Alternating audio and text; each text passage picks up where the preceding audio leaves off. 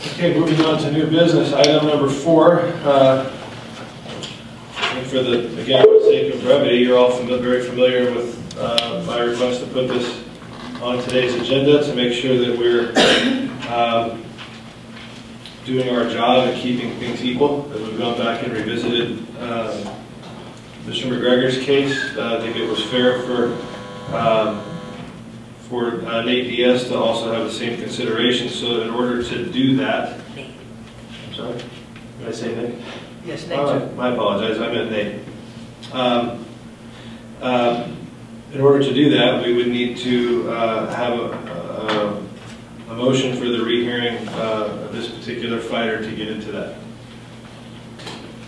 So I would look to the commission. I obviously support this as I've asked it to be put on the agenda. So I would look for an approval of this item. That's a motion for approval. Okay, great. Have a second?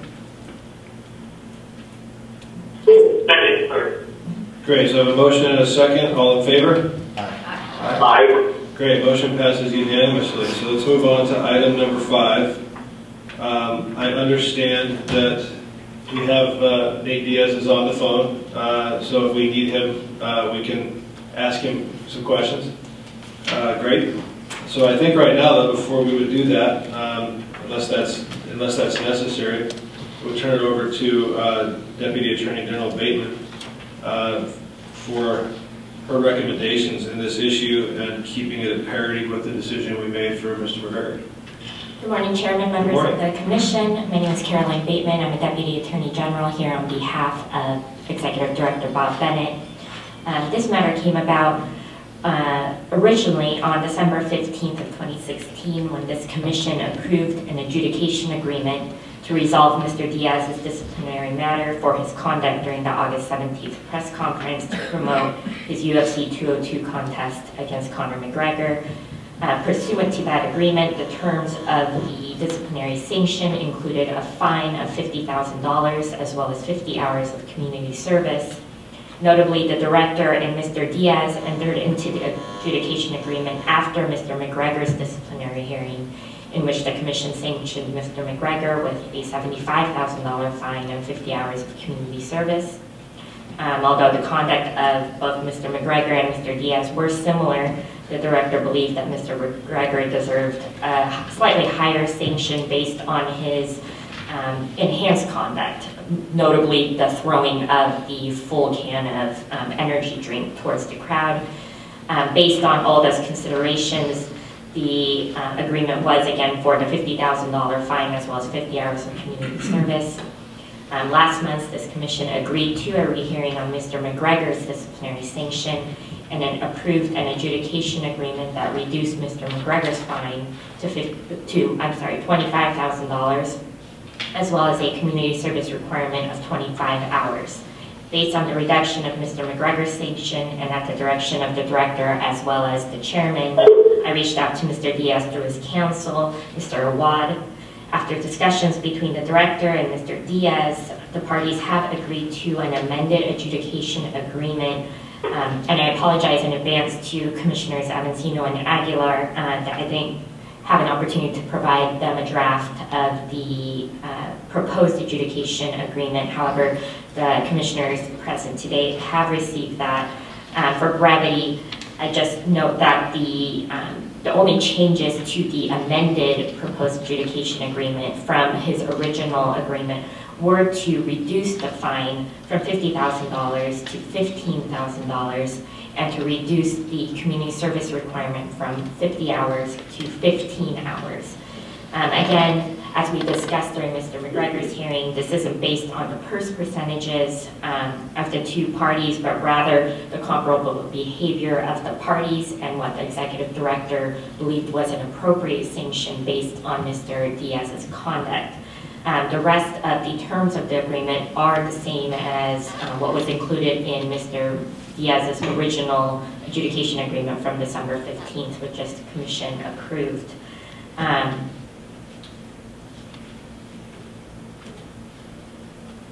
I would note that there were some ongoing discussions between the executive director and Mr. Diaz that went into yesterday, and that's the reason why we don't have a signed adjudication agreement that we can propose to the commission today. However, as Mr. Diaz is on the line, I do have confirmation, at least from his attorney last night, that Mr. Diaz was in agreement with the terms of the proposed amended agreement. If the commission believed it was appropriate and we could get Mr. Diaz's confirmation over the phone, we could agree to that, give the discretion to the chairman to review that final signed agreement. Obviously, if there were any changes that affected the materiality of the agreement, it would be presented back before the commission at the next meeting for discussion. Otherwise, in terms of the general terms included in the draft that has been provided to the commissioners, that discretion could be given to the chairman to approve as he saw fit, as long as there were no changes. And I'm open to Mr. Chair. Yes, sir. I have just I wasn't able to fully hear whether Nate Diaz has agreed to sign the proposed agreement. No, Mr. Avancino, or Commissioner Avancino, we did not have time to get it signed. I asked Deputy Attorney General Bateman to put it on the agenda anyway to move forward today, and we can discuss logistics on how you all would like to handle that. I am very comfortable that if this body moves today to do something different than what's currently agreed to, that I will ensure that it is done exactly as the motion reads.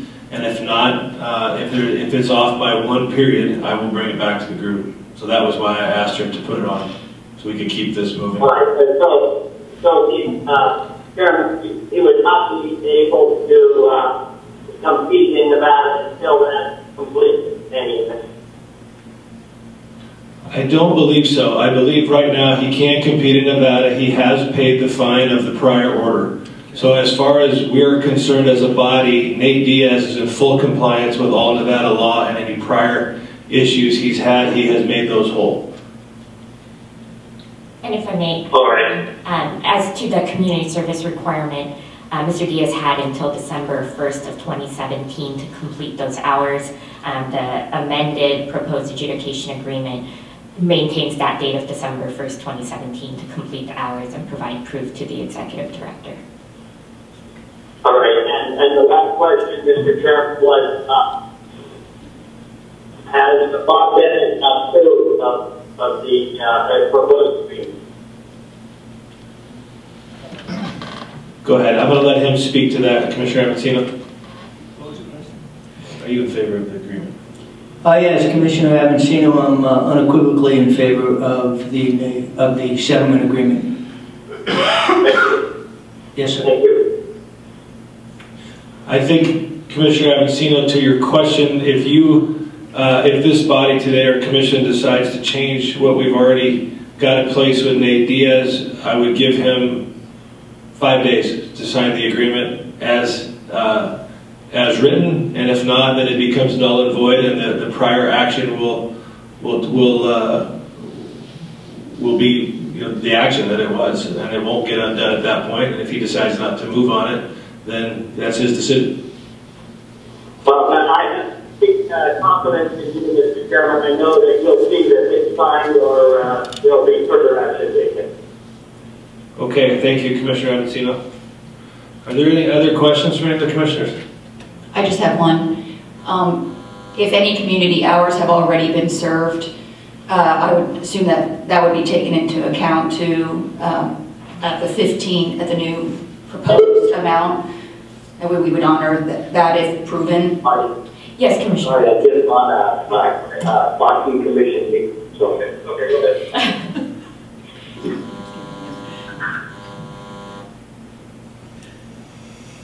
Okay, any other questions? I just had a quick question, if we could hear from Mr. Diaz. Is he satisfied with what's going on right now, so we can get the spirit as a commissioner, what's happening, and just get the spirit behind us? Yeah, Mr. Diaz, Commissioner Carpenter, I don't know if you could hear that question, but he would like to, as would I, was going to be one of my questions. If you are amenable to the proposed settlement that's been brought before the commission today?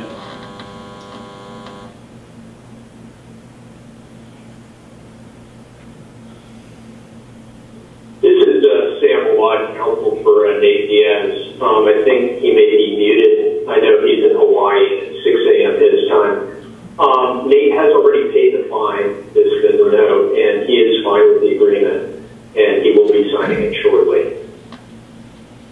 Okay.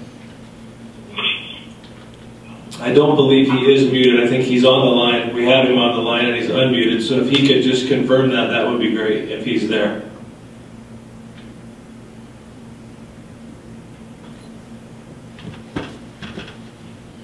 Nate?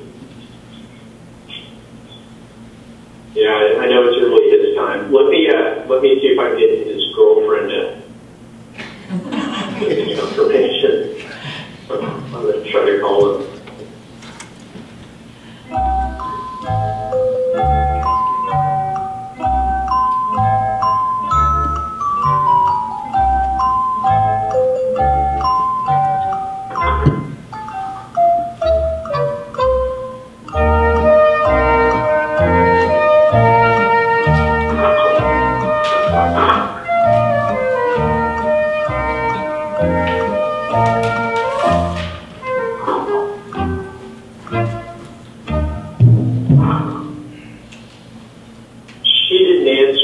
I'm assuming he set the phone down given the hour.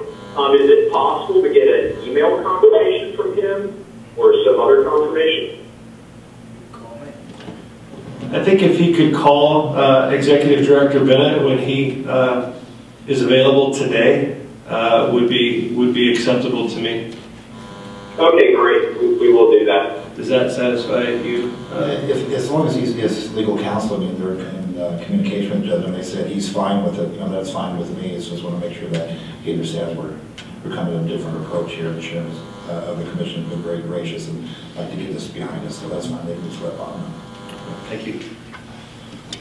Okay, are there any other questions of the Deputy Attorney General Bateman or Executive Director Bennett?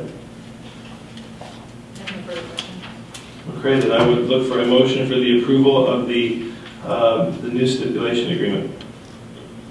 Motion to approve. Second. I would second that. Great, we have a motion, we have a second, all in favor? Great, motion passes unanimously.